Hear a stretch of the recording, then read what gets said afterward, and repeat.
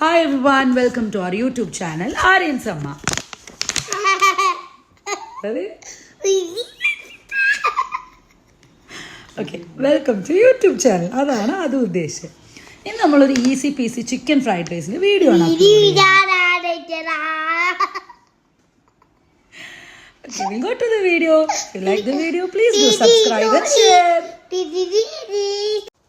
അപ്പോൾ ആദ്യം നമ്മൾ വെജിറ്റബിൾസിലൊക്കെ കഴുകി നല്ല വൃത്തിയാക്കി കുട്ടപ്പന്മാരാക്കി എടുക്കണം. 2-3 തവണ കഴുകണം. ബാംഗ്ലൂർ ആയതുകൊണ്ട് ആദ്യം നമ്മൾ പൈപ്പ് വാട്ടറിൽ കഴുകിയിട്ട് പിന്നെ അത് RO വാട്ടറും കൂടെ കൊണ്ട് കഴുകി വൃത്തിയാക്കാൻ വേണ്ടിയിട്ട്. പിന്നെ നമുക്ക് വേണ്ടത് കുറച്ച് വെളുത്തുള്ളി, അത് നമ്മൾ തൊലിച്ച് അരിഞ്ഞ് റെഡിയാക്കി വെക്കണം.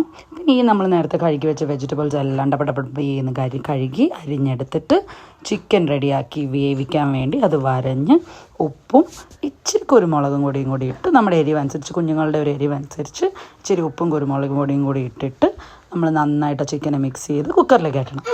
അവൻ റെഡിയായി വരുമ്പോഴത്തേക്കും നമ്മുടെ ചോറിനുള്ള അരി റെഡിയാക്കണം. ഒരു ഇച്ചിരി അരി, നമുക്ക് എന്തോരം അരി ആവശ്യമുണ്ട്. അപ്പോഴത്തേക്കും എൻ്റെ കണ്ണ് മാങ്ങിപ്പോയി, പക്ഷെ മാങ്ങ തിന്നാൻ പറ്റിയില്ല. വീണ്ടും നമ്മൾ അരിയിലോട്ട് തിരിച്ച് വന്ന് അരി വേവിക്കാൻ വെച്ചു. ആ ടൈം കൊണ്ട് നമ്മൾ മുട്ട എടുത്തു. നമ്മൾ എഗ് ഫ്രൈഡ് റൈസാണ് ഉണ്ടാക്കുന്നത്. ചിക്കനും എഗ്ഗും കൂടെ ചേർത്തിട്ടുള്ള ചിക്കൻ ഫ്രൈഡ് റൈസ്. അതിൽ നിന്ന് നമ്മൾ നാരങ്ങ എടുത്തു. നാരങ്ങയുടെ ആദ്യം നമ്മൾ കുരുവൊക്കെ കളഞ്ഞു. കുരു കളഞ്ഞില്ല എന്നുണ്ടെങ്കിൽ കഴിക്കും.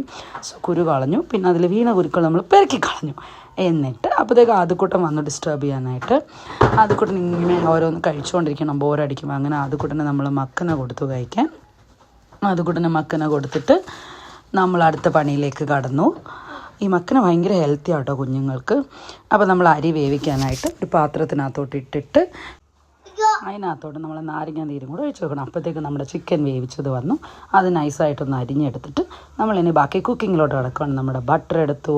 ബട്ടർ ചൂടാകുമ്പോഴത്തേക്ക് അതിനകത്തോട്ട് 2-3 മുട്ട, നമ്മുടെ എത്ര മുട്ട വേണോ അത്രയും മുട്ട പൊട്ടിച്ചൊഴിച്ചിട്ട്, അതിനിടയ്ക്കാണ് വാഷിംഗ് മെഷീനിൽ ശബ്ദം കേട്ട് നോക്കിയപ്പം വാഷിംഗ് മെഷീനകത്തൊരു ടോയ് കിടക്കുന്നു.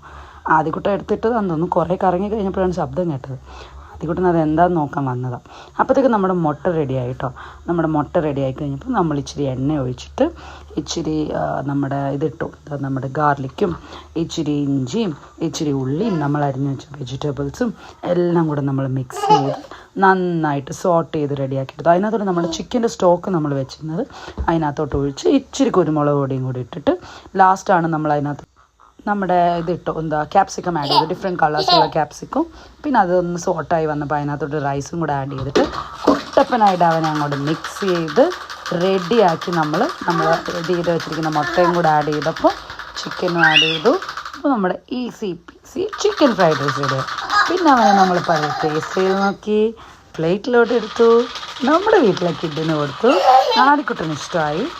ഇതിന് ആദ്യക്കുട്ടൻ്റെ ലഞ്ച് ബോക്സിൽ നമുക്ക് ട്രൈ ചെയ്യണം. അത് പറഞ്ഞപ്പോൾ ആദ്യക്കൂടെ സ്കൂളിൽ പോകാൻ തുടങ്ങും കേട്ടോ. അപ്പോൾ എല്ലാവരും ഇതൊന്ന് ട്രൈ ചെയ്ത് നോക്കണം. ബൈ.